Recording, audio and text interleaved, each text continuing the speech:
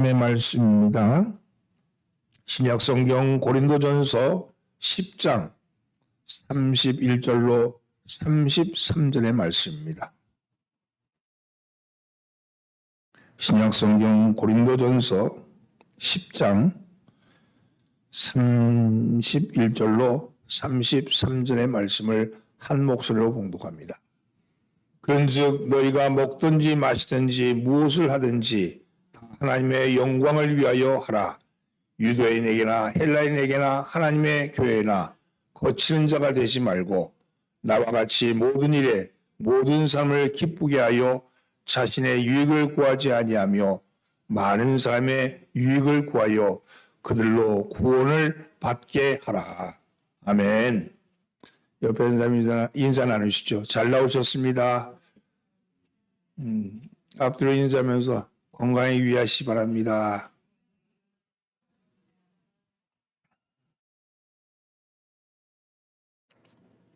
학교 운동장에 눈이 가득히 덮은 날, 학생 세 사람이 내기를 합니다. 누가 하얀 눈 위에 발자국을 일직선으로 만들 수 있느냐 하는 것이었습니다. 첫 번째 학생은 자기 발등만 내려다보면서 똑바로 걸었습니다. 근데 그 결과는 돌아보니까 삐뚤빼뚤했어요. 두 번째 학생은 눈을 감고 자신의 마음속에 직선을 그리고 그리면서 앞으로 걸었습니다. 그러나 돌아봤더니 엉망이었습니다. 그런데 세 번째 학생은 그가 걸었던 걸음은 발걸음이 곧게 나 있었습니다. 그래서 어떻게 그렇게 걸었냐 이렇게 물었더니 그는 정면에 있는 소나무를 바라보면서 걸었기 때문에 그렇다고 그렇게 대답을 했답니다. 그렇습니다. 우리가 사는 인생의 걸음도 목표를 바로 세워야지, 목표를 바라보고 걸어가야지만이 바르게 걸 수 있습니다. 나는 때문에 사는가? 나는 누굴 위해서 사는가? 목표가 분명해야 합니다.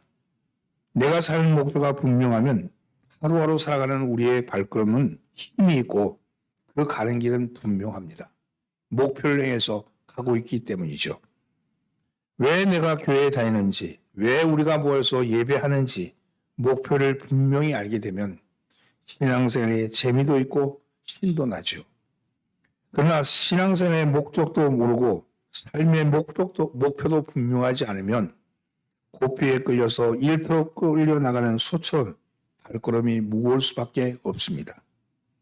이제 2022년도도 마지막 한 달밖에 남지 않는 이 시점에 우리의 지나는 삶을 돌아보면서 우리의 삶의 목표가 무엇인지, 우리의 삶의 목적이 무엇인지를 다시 한번 일깨워보는 그런 시간이 되었으면 합니다. 우리의 삶의 목적이 뭐냐? 신앙적 삶의 목적이 뭐냐? 왜 신앙생활을 하느냐? 첫째는요, 하나님의 영광을 위해서 삽니다. 따라서 하나님의 영광을 위해서 삽니다. 31절 말씀을 함께 봉독합니다. 그런즉 너희가 먹든지 마시든지 무엇을 하든지 다 하나님의 영광을 위하여 하라. 먹든지 마시든지, 이 말은요, 인간의 가장 기본적인 것으로 모든 삶을 상징하는 걸로 나타내는 거죠. 먹든지 마시든지. 사람은 왜 사느냐? 먹기 위해 산다. 이렇게 말하면 너무 허망하잖아요. 돼지도 먹기 위해 살고 모든 동물도 다 먹기 위해 사는데 사람이 먹기 위해 사는 것은 산다고 얘기하면 허망한 일인데 오늘 성경은 우리가 먹기 위해 사는 삶이 아니라 하나님의 영광을 위해 산다. 이렇게 말씀합니다. 세상 사람들이 먹고 사는 것은 죽지 않고 생명을 연장하기 위함입니다. 그러나 우리는 우리의 생명이 그리스도의 구속으로 말미암은 것이고 우리가 먹고 마시는 것은 죽고 사는 데 있지 아니하고 하나님의 영광을 위하여 있다. 이렇게 말씀합니다. 그것이 하나님 성도가 사는 삶의 목적이라는 거예요. 그래서 오늘 본문은 무엇을 하든지 다 하나님의 영광을 위하여 하라. 이렇게 말했고 사도 베드로는요. 사도 베드로전서에서 그런 말을 합니다. 만일 누가 말하려면 하나님이 말씀하는 것 같이 하고 누가 봉사하려면 하나님이 공급하는 힘으로 하는 것 같이 하라. 이렇게 말씀했어요.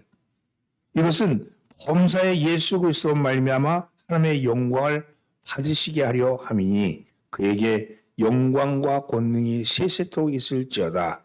이렇게 말씀합니다. 바로 하나님의 영광은 그리스도의 전반적인 삶을 지배하는 기본적인 원리라는 거예요. 그래서 골로새서는 또 무엇을 하든지 말에나 일에나 다 주 예수 이름으로 하고 그를 힘입어 아버지 하나님께 감사하라. 이렇게 말씀한 겁니다. 바로 예수님이 어떻게 사는 것이 실제로 어떻게 사는 것이 하나님께 영광을 드리는 일인가를 그를 구체적으로 보여주신 것이 예수님의 삶입니다. 요한복음 11장에 보면 예수님께서도 예루살렘에 올라가셨다가 유대인들이 죽이려는 위협을 피해서 요단강으로 겉을 옮기고 있었습니다. 지금 예루살렘은 지금 예수님을 잡아서 죽이려는 그런 굉장한 우리 지금 지명수배가 내려진 상태예요. 그래서 거기서 그걸 피해서 요단강가로 지금 거처를 옮겼습니다. 그때 예루살렘 근처에 베다니에서 살고 있던 나사로가 병들어 죽게 되었다는 소식이 들려왔습니다. 마리아와 마르다가 슬픔과 절망에 잠겨서 예수님께 사람을 보낸 거예요. 그때 예수님은 이렇게 말합니다. 요한복음 11장 4절에서 예수께서 들으시고 이르시되 이 병은 죽을 병이 아니라 하나님의 영광을 위함이요 하나님의 아들이 이로 말미암아 영광을 받게 하려 함이라 하시고 이런 말씀이 나오죠. 여러분 우리가 당하는 모든 고통, 우리가 당하는 모든 불행, 우리가 당하는 모든 일은 하나님의 영광을 위함이라는 그런 우리 주님의 인식이 여기 깔려 있는 거예요. 그 주님의 근본적인 생각이 내가 하는 모든 일은 하나님의 영광을 위하여 하는 일이다 하는 것이 깔려 있다는 겁니다. 건강한 사람은 물론이고 병든 사람을 볼 때도 그들이 모두 하나님의 영광을 돌리는 존귀한 존재라는 것을 말씀하는 것이죠. 존 버년이라는 사람이 있어요. 철로역정이라는 책을 썼는데 이것은 성경 다음으로 많이 읽히는 신앙인들의 서적입니다. 그가 정치의 문제로 말미암아 베드포드, 영국 베드포드에 있는 감옥에 갇혔을 때 그는 사형 선고를 받았어요. 그래서 지금 사형수로 잡혀 들어갔습니다. 그때 존 버년은 죽는 것이 너무도 무섭고 두려웠습니다. 그런데 그에게 더 두려웠던 것은 여러 사람들이 자기가 두려워하는 모습을 보고 복음에 대한 불신을 가지게 되지 않을까 하는 그런 생각이었습니다. 하나님의 영광을 가리울까 봐 그것이 걱정이 되고 염려가 된 것이었죠. 그는 이렇게 말했습니다. 나는 내가 만일 사단을 올 때 내가 만일 떨고 있으면 그것으로 인해서 적들에게 하나님의 길과 그분의 백성에 대한 비난의 길을 트게 될 것이라고 생각하였다. 나는 이것 때문에 더욱 걱정스러웠다. 그것은 내가 헬쑥한 얼굴을 지닌 채 무릎을 덜덜 떨며 죽는 것이 부끄럽기 때문이다. 그렇게 고백하고 있었죠. 그런데 그 존 버년이 기도를 통해서 이 천국이 오든지 지옥이 오든지 자신을 하나님께서 붙들어 주실 것이라는 강한 확신을 갖게 되었습니다. 그리고 마침내 하나님께 영광을 받으실 것이다. 그런 담대한 신앙으로 그 마음이 확신에 차게 되었어요. 그리고 그는 그곳에서 그 감옥에서 철로역정이라는 책을 집필하게 되었죠. 이것은요, 내가 죽든지 살든지 지옥 가든지 천국 가든지 그것은 하나님의 장중에 붙들려 있고 오늘 우리의 삶에 어떠한 형편에 처했든지 그곳에서 하나님께 영광을 돌리는 것을 기뻐하신다 하는 것을 그는 고백하고 있는 것이죠. 하나님은 이사야를 통해서 이 백성은 내가 나를 위하여 지었나니 나의 찬송을 부르게 하려 함이니라 이런 말씀을 하셨습니다. 하나님이 우리를 지으신 목적이 바로 하나님을 찬송하게 하기 위해서 그렇다 이렇게 말씀하는 겁니다. 따라서 우리가 살아가는 제일의 목적은 하나님의 영광을 위해서 살아야 합니다. 사도 바울은 자신의 삶의 가치와 의미 전부를 하나님께 영광 두는 것으로 삼았습니다. 그래서 로마서 14장 8절 말씀 우리가 살아도 주를 위해 살고 죽어도 주를 위하여 살아니 그러므로 사나 죽으나 우리가 주의 것이로다. 이렇게 말씀했고, 그리고 빌립보서 1장 20절 21절 말씀은 살든지 죽든지 내 몸에서 그리스도가 존귀되게 하려 함이니 이는 내게 사는 것이 그리스도니 죽는 것도 유익함이니라. 이렇게 고백하고 있습니다. 사랑하는 성도는 우리의 삶의 목적은요, 하나님의 영광을 위해서 사는 겁니다. 하나님의 영광을 위해 사는 것이 우리의 삶의 목적이 된다는 거예요. 여러분, 이 세상에 살면서 당신은 무슨 목적으로 삽니까? 예, 돈 벌려고 삽니다. 예, 잘 먹으려고 삽니다. 예, 자식 잘 키우려고 삽니다. 그 모든 것의 끝은 죽음입니다. 죽음. 그 끝은 죽음이지만 우리는 하나님의 영광을 위해서 삽니다. 그 끝은 영생이고 생명입니다. 우리는 생명을 위해서 사는 존재인 것입니다. 아담이 범죄함으로 해서 떠나버렸던 그 영광, 생명이 떠나버렸잖아요. 그 떠나버렸던 생명이 우리가 예수 그리스도로 말미암아 그를 믿음으로 말미암아 우리 가운데 오셔서 생명으로 오신 거예요. 그 생명이 바로 하나님의 영광이고 그 영광을 위해서 살아가는 존재가 우리라는 거죠. 오늘 사랑하는 성도님, 생명이 여러분에게 함께하기를 예수님으로 축원합니다. 우리는 누구에게나 도움이 되는 삶을 위해서 삽니다. 그래서 도움이 되는 삶을 위해서 삽니다. 32절 말씀 함께 봉독합니다. 유대인에게나 헬라인에게나 하나님의 교회나 거치는 자가 되지 말고. 여러분, 요즘 웬만한 길은 모두가 보도블록이 깔려 있지만 옛날에는 길에 거치는 돌이 많이 있었습니다. 주의하지 않으면 걸려 넘어지죠. 지금도 산길을 갈 때 거치는 돌이 있는지를 살펴서 조심해 가야 합니다. 그런데 거치는 돌은요, 길에만 있는 것이 아닙니다. 가정에도 있고 사회에도 있고 교회에도 있습니다. 국가에도 있습니다. 어떤 것이 거치는 돌이겠습니까? 본문에는 구체적으로 나오죠. 먼저 유대인에게나, 이 유대인에게라는 말은 율법주의를 상징합니다. 율법주의. 우리는 율법으로 구원을 받는 것이 아닙니다. 그러나 교회 생활을 하다 보면 율법에 매여 있는 사람들이 있죠. 자기가 만든 율법이 있어요. 여러분, 규칙을 지키고 자기가 세운 원칙을 지켜야지만 이 직성이 풀리는 사람입니다. 이렇게 신앙생활을 하면 안 돼. 이렇게 신앙생활을 해야 돼. 이렇게 자기가 만드는 규칙과 원칙을 가지고 사람들을 글로 몰아가는 사람들이 있죠. 그런 사람들은 자유분방한 사람을 보면 그건 답답해합니다. 그러나 자기는 괜찮으니까 율법적인 사람이 어떻게 생각하든 함부로 해서는 이 율법적인 유대인에게 거치는 자가 되는 거죠. 그러니까 율법주의적인 사람도 있는데 그 사람에 대해서 나는 뭐 자유로우니까 아무렇게 해도 돼. 그래서는 안 된다는 거예요. 그런 사람이 있을 수 있어요. 그런 사람에게도 우리는 율법적인 사람에 대해서는 율법적인 사람에 대하는 것으로 대해줘야 돼. 율법주의자는 문제가 있다. 그렇게 말하지 말라는 거예요. 그런 사람도 있을 수 있고. 그러면 헬라인은 지혜자를 뜻합니다. 우리가 지혜로 구원을 받는 것은 아니지만 그렇다고 해서 지혜를 무시할 이유도 없습니다. 마태복음 16장 16절에 보면 보라 내가 너희를 보냄이 양을 이리 가운데 보낸과 같도다. 그러므로 너희는 뱀같이 지혜롭고 비둘기같이 순결하라. 이런 말씀하셨어요. 세상을 사는 데는요, 세상의 지혜를 이용하는 사람을 봅니다. 윤리적으로 문제가 되지 않으면 내가 가진 상식을 가지고 그 지혜를 정지할 필요도 없다는 거예요. 우리는 복음에 있는 사람은 여러분 율법도 포용할 수 있고 세상의 지혜도 포용할 수 있는 사람이 되라고 말씀합니다. 내 입맛에 맞지 않는다고 그 음식은 나쁜 음식물은 아닙니다. 내 입맛에 맞지 않을 뿐이죠. 여러분 교회 생활을 하다 보면 유대적인 신앙을 가진 사람, 흔히 보수주의자라고 말하는 사람들도 있고 헬라적인 신앙을 가진 사람, 흔히 자유주의자라고 말하는 사람도 있습니다.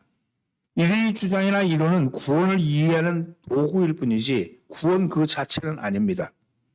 그래서 그 도구를 가지고 핏대를 흘리며 내가 그리고 내가 옳다고 목숨을 걸 필요는 없다는 거지요. 또 우리도 그것을 놓고 비판하면서 이것도 문제고 저것도 문제고 문제라고 얘기할 필요도 없다는 겁니다. 구원은 오직 예수 그리스도만 그에게만 있다는 것을 인정한다면 우리는 모든 것을 용납할 수 있다는 거예요. 포용할 수 있다는 겁니다. 자기에게 작규에 얽매여서 다른 사람의 신앙생활에 대해서 비판할 필요도 없습니다. 넌 이게 문제야 이렇게 얘기할 필요도 없어요. 그건 그 사람의 그 사람의 수준이니까.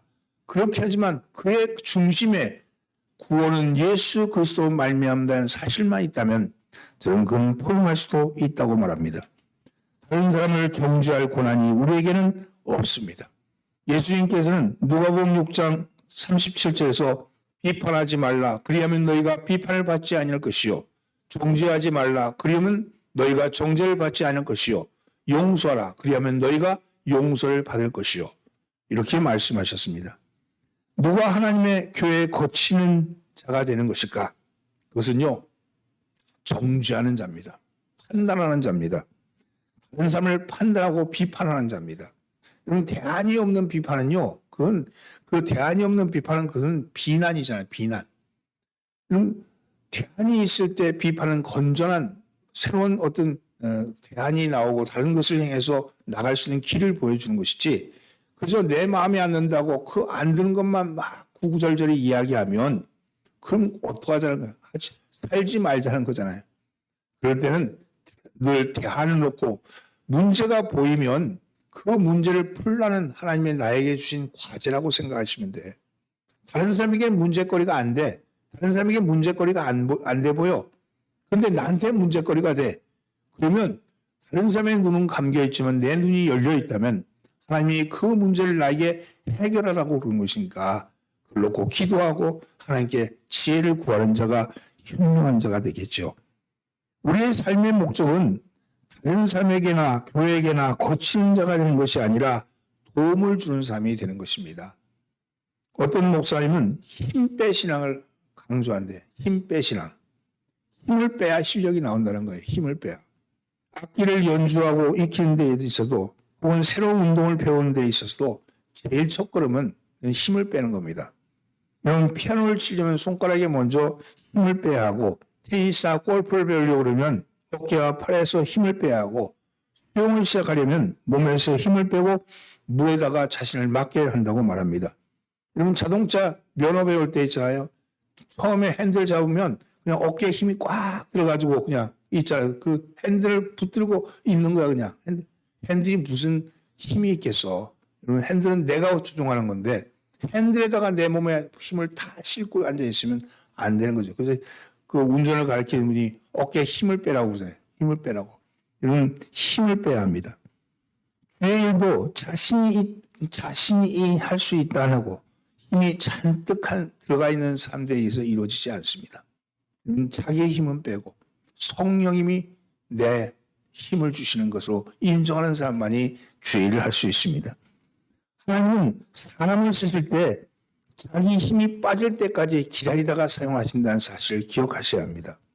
모세가 40세에 자기의 권세, 자기의 지식, 자기의 젊음을 믿고 이스라엘 백성을 애굽 땅에서 구원하고자 했지만 하나님은 움직이지 않으셨습니다. 오히려 힘이 들어가 있는 모세가 살인자가 되어서 도망자 신세가 되고 말았습니다. 오히려 광야에서 피신하신 40년 동안 힘을 다 빼게 만드셨습니다. 그리고 80 늙어서 노인이 되었을 때야 그때 비로소 붙들어 그를 사용하셨습니다. 애굽의 바로를 꺾고 이스라엘 백성을 건지게 한 것은 힘이 있는 모세가 아니고 힘 빠진 모세에 의해서 구원받았다는 사실입니다. 예수님께서도 제자를 부르실 때 아무든지 나를 따라오려거든 자기를 부인하고 날마다 자기 십자가를 지고 나를 쫓을 것이니라 이렇게 말씀합니다. 자신이 있다고 말하는 사람은 주님이 따라올 수 없다는 거예요. 내가 뭔가를 할 수 있다고 말하는 사람은 따라올 수 없다는 거예요. 자기 십자가가 있어요. 자기 십자가를 지고 따라오라고 말씀합니다. 자기 십자가가 뭡니까? 나를 죽이게 하는 거죠. 하나님은 우리가 스스로 무엇이 된 것처럼 여길 때 사용하지 아니하시고 자기 스스로 아무것도 아닌 것이라는 것을 깨닫는 순간 우리를 쓰신다는 사실입니다. 여러분 김장을 할 때도요. 배추가 소금에 절어서 풀이 죽어야지 간도 배고 맛도 드는 것처럼 자기가 죽어야지만이 예수의 맛도 향기도 능력도 우리에게 스며들어서 하나님께서 마음대로 사용할 수 있다는 사실입니다. 우리는 힘을 줌으로써 주변에 있는 사람들에게 거치는 자가 되지 말아야 합니다. 어깨에 힘을 빼고 겸손한 모습으로 쓰게 될 때 하나님은 우리를 사랑하셔서 사용한다는 사실이죠. 우리 스스로가 스스로를 자문해 봐야 합니다. 나는 거침돌인가 아니면 디딤돌인가? 여러분, 나를 가르쳐 주위 사람은 뭐라고 말하고 있는가? 이것을 돌아보셔야 합니다. 여러분, 나는 고치는 자가 되면 주님 나를 깎아서 디딤돌로 삼아 주옵소서. 나를 깎아서 디딤돌이 되게 하여 주옵소서. 이렇게 간구해야 할 겁니다. 사랑하는 성도는 우리가 믿음을 갖기 전 예수 그리스도의 피로 구속을 입기 전에는 나 스스로가 내 생명을 유지하는 자라고 생각하면서 살아왔습니다. 여러분, 많은 사람들이 그렇게 생각하고 아침에도 달리고 저녁에도 뜀박질합니다. 그리고 좋은 음식물 먹고 좋다는 약은 다 복용하지만 그러나 죽음이 오는 것을 막을 수 있는 것은 없지요. 여러분, 우리는 우리 스스로의 힘으로 살 수 있는 존재가 아니라 하나님의 은혜와 긍휼이 있어야만이 살아간다는 사실입니다. 이제 새 생명을 얻은 이후에는 다른 사람에게 도움을 주는 삶을 사십시오. 나 스스로를 위한 삶이 아니라 다른 사람에게 도움을 주는 삶. 내가 거치는 자가 아니라 디딤돌이 되는 자, 그런 자로 살아가는 여러분 되기를 예수님으로 축원합니다. 세 번째는요. 한 번 더 인사해 보세요. 디딤돌이 됩시다. 예. 세 번째는요. 우리는 이웃을 구원하는 삶을 사셔야 합니다. 구원하는 삶입니다. 33절 말씀 함께 공부합니다.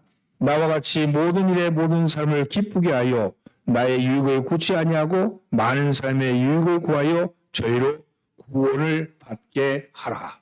여러분, 우리 하나님의 자녀는 자기의 유익을 위해 살기보다는 다른 삶의 유익을 위해서 살아야 한다는 겁니다. 그리고 다른 사람의 유익을 위해서 살아가는 이유는 그 사람의 영혼을 구원하기 위해서입니다. 우리 속에 다른 사람의 영혼을 구원하려는 마음이 들 때 그때 비로소 우리는 하나님의 목적을 바로 이해할 수 있다는 것이죠. 이 마음을 한마디로 표현하면 나는 나로 인해서 다른 사람이 행복해지기를 바라는 마음입니다. 내가 나로 인해서 다른 사람이 행복해지기를 바라는 마음. 그것이 다른 사람의 유익을 위해서 살아가는 사람이죠. 다른 사람의 행복이 나의 행복이라면 이것이야말로 하나님이 기뻐하는 사람의 모습입니다. 그런데 우리가 무엇으로 다른 사람을 행복하게 할 수 있을까요? 여러분, 말입니다. 말.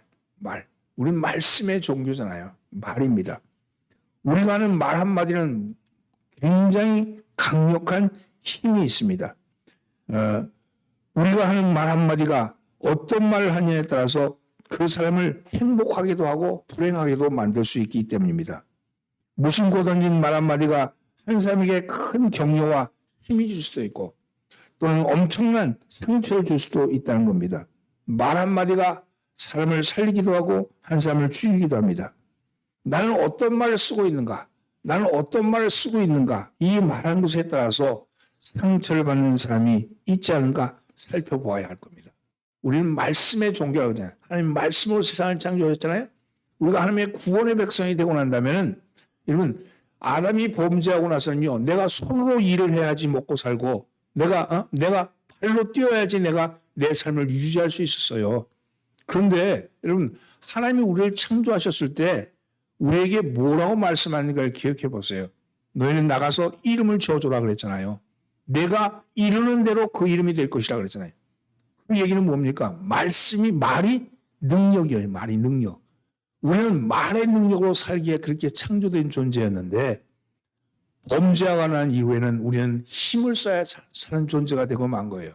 그런데 구원 백성이 되고 난 다음에는 말씀이 육신을 입고 우리에게 오셔서 그리스도가 되신 것처럼 우리 또한 말씀이 되게 하신다는 거예요. 우리의 말이 말씀이 되게 한다. 그래서 능력이 되게 한다는 말씀이죠. 오늘 여러분의 말이 능력의 말이 되기를, 여러분이 하는 말이 축복의 말이 되기를, 여러분이 하는 말이 다른 사람을 행복하게 하는 말이 되기를 예수님으로 축원합니다. 서울에 있는 초등학생 2학년에서 5학년 676명을 대상으로 설문조사한 결과를 바탕으로 쓴 책이 있어요. 그것이 아이에게 상처 주는 101가지의 말과 행동이라는 책입니다. 그 중에 그 중에 제일 상처를 받는 10가지 항목이 나오는데 제일 첫 번째가 공부 좀 해라. 이거예요. 둘째가 동생이 널 보고 뭘 배우겠니? 세 번째가 넌 왜 매일 이 모양이니? 네 번째가 한 번만 더 그러면 가만히 두지 않겠다 하는 말이고, 다섯 번째가 옆집 아이는 이번에도 1등 한다는데 넌 도대체 뭐니? 그리고 일곱 번째가 내가 못 살아. 여덟 번째가 왜 그렇게 벌없이 구니? 그리고 아홉 번째가 어디서 말대꾸야? 그리고 마지막 10번째가 넌 아이가 맨날 돈 타령이니? 여러분, 이런 얘기가 상처를 주는 말이에요. 근데 잘 들어보면요, 늘 듣던 말 같고 늘 하던 말 같은 생각이 들지 않습니까? 여러분, 이런 얘기를 들으면 아이들이 속이 상하고 마음에 상처를 입는다고 그럽니다. 특히 여섯 번째, 옆집 아이가 또 1등 했다 하는 말 들으면 아이는 사실상 사실임에도 불구하고 속상한 이유는 엄마가 무엇이 부러워하는지 속마음을 알기 때문에 그렇다고 그럽니다. 여러분, 다른 사람이 상처받는 말이 무엇이겠습니까? 여러분, 그 상처받는 말, 그것은요, 나를 상처 입히는 말이에요. 사실은 다른 사람이 상처받는 말이 곧 나를 상처 입히는 말이거든요. 내가 들으면 내가 상처받아. 그런데 내 입에서 내가 상처 주는 말을 하고 있다는 사실이죠. 대체로 상처를 많이 받는 삶일수록 상처를 주는 말을 많이 합니다. 그래서 내가 다 내 마음 같기도 하고 다 내 마음 같지 않기도 하기 때문에 그렇습니다. 무슨 말을 하려면 이 말을 해서 저 사람이 기뻐할까? 내가 이 말을 들으면 기쁠까? 이렇게 생각하면서 말을 하시면 훨씬 더 말이 부드러워지고 행복한 말을 할 수 있다는 겁니다. 모든 일에 모든 사람을 기쁘게 하라. 이렇게 말씀한 것을 기억하시기 바랍니다. 바로 모든 일에 모든 사람이 기쁘게 하는 일이 구원하는 일입니다. 그렇다면 땅에서의 구원이 무엇이겠습니까? 구원은 두 가지 차원이 있어요. 하나는 영혼 생활 구원입니다. 영혼 구원은 예수를 믿음을 통해서 이루어지는 거예요. 그럼 생활 구원은 어떻게 이루어지는 거냐? 그것은 예수를 믿어서 영혼의 구원이 이루어지면 내 심령 속에 성령이 임하고, 그래서 그 성령이 나로 하여금 모든 일에 모든 사람을 기쁘게 하고자 하는 일을 하게 될 때 내 생활 구원이 이루어지는 거예요. 생활 구원은요, 심령 구원이 이루어지고 난 다음에 그 심령 구원이 이루어진 후에 성령이 오셔서 우리를 가르치는 대로 할 때 우리의 생활도 구원되는 겁니다. 심령 구원이 이루어진다고 바로 생활 구원이 이루어지는 게 아니에요. 그분을 본받아 그분을 따라가는 삶을 살 때 생활 구원이 이루어집니다. 생활 구원이 이루어지면요, 마음이 편안한 거예요. 평화가 내게 찾아오고 기쁨이 나에게 이루어지고 내가 하는 모든 일에 보람이 생기는 겁니다. 여러분, 예수 믿는데 기뻐하지 않고 예수 믿는데 여러분 내 마음속에 평안이 없다 그러면 아직까지 생활 구원이 이루어지지 못한 거예요. 생활 구원을 우리는 성화란 말로, 신학적인 말로 하죠. 날마다 내 생활에 구원이 이루어짐을 느끼게 될 때 내 심령 구원이 분명해지고 또 내 신앙생활이 바로 되어진다는 겁니다. 여러분, 내가 지금 생활 구원을 이루었느냐 이루어지지 않느냐를 아는 것은 아주 간단한 일이에요. 첫째는요, 내가 지금 하고 있는 일이 나의 유익을 위한 일이고, 그리고 다른 사람의 유익을 위한 일이냐, 이 내가 하고 있는 일이 내 유익만을 위한 일이냐, 아니면 이것으로 말미암아 다른 사람에게도 유익이 있느냐, 이것을 물어보라는 거예요. 두 번째는요, 내가 하고 있는 일에 기쁨이 있느냐 없느냐, 이걸 물어보라는 거예요. 억지로 끌려가는 소처럼, 끌려가는 개처럼 그렇게 살아가느냐, 아니면 내가 자발적으로 내 기쁨을 가지고 이 일을 하냐, 이것을 물어보라는 겁니다. 사도 바울은요, 이 말에 대해서 자신을 이렇게 고백합니다. 고린도전서 9장 19절로 22절에서는 이렇게 말합니다. 내가 모든 사람에게 자유하였으나 스스로 모든 사람에게 종된 것은 더 많은 삶을 얻고자 하려 함이라.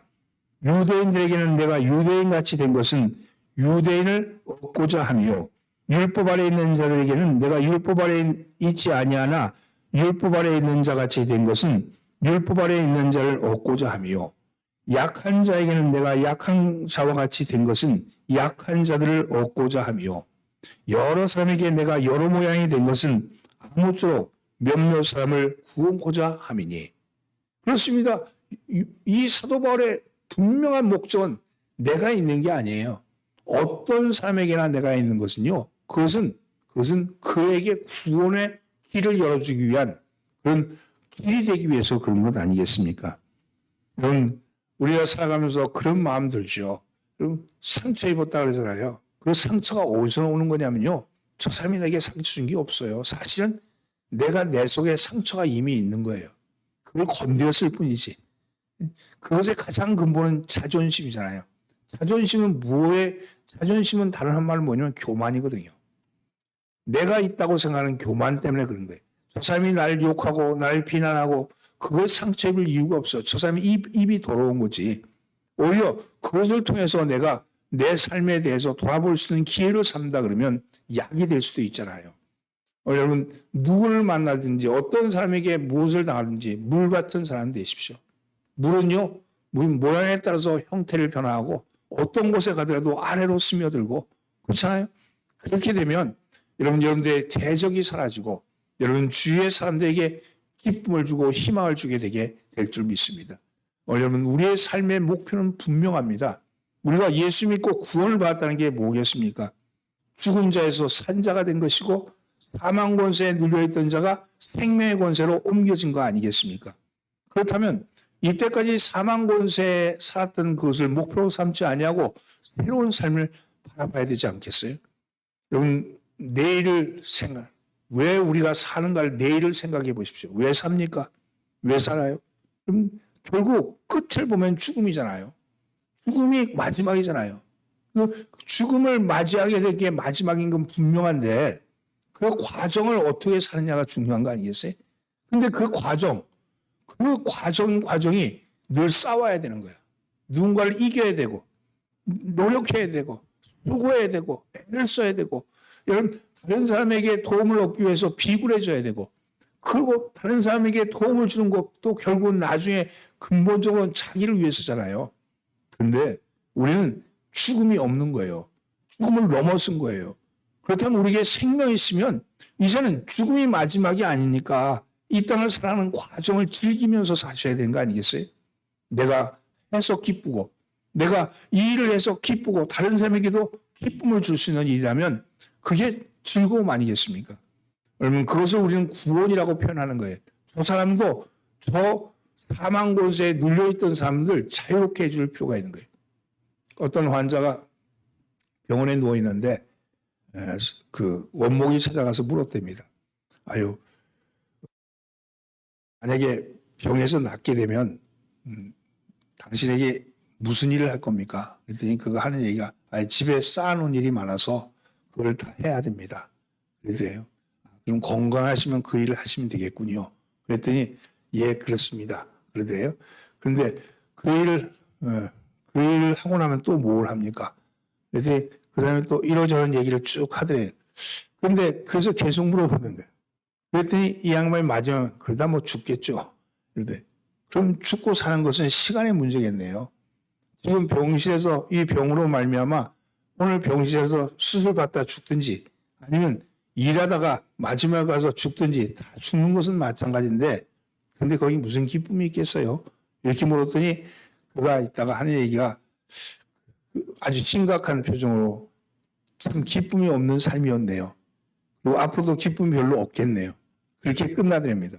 여러분 그 다음에 얘기는 뭐 할 필요 없지만 어찌됐든 간에 우리의 삶의 목표는요. 곰곰이 생각해 보면 이런 빨리 죽는 거나 나중에 죽는 거나 시간의 문제지 죽는다는 사실. 죽음은 결국은 허무잖아요. 남는 게 없잖아요. 그렇다면 그 남는 것 없는 삶을 위해서 그렇게 애를 쓰고 사는 의미가 무엇이냐는 거예요. 우리는 그런 삶에서 떠난 사람 아닙니까? 우리는 구원의 삶이라고 말하잖아요. 그래서 하나님의 영광을 위해서 살라 이렇게 말씀하는 거고 이왕 살면 다른 사람에게 거치는 자가 되지 아니하고 디딤돌이 되어 살면 얼마나 좋겠어요. 다른 사람이 세워주는 사람 이렇게 세워주는 사람으로 살아간다는 것은 보람 있는 일 아니겠습니까? 그래서 고치는 자가 되지 말고 도움 주는 사람이 되라 말씀하셨고, 오늘 세 번째는 그러한 것들을 통해서 다른 사람들을 구원시켜라. 물에 빠져 있는 사람, 절망에 빠져 있는 사람, 죽음에 빠져 있는 사람, 이 세상에 살면서 아무런 가치를 발견하지 못하는 사람들에게 구원의 가치를 보여주고 그 삶을 누리게 하라고 그렇게 말씀합니다.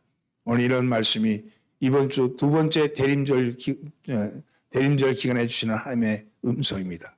이 음성을 들으시고 여러분의 인생의 삶의 목표를 다시 한번 점검하시는 여러분 되기를 예수님으로 축원합니다.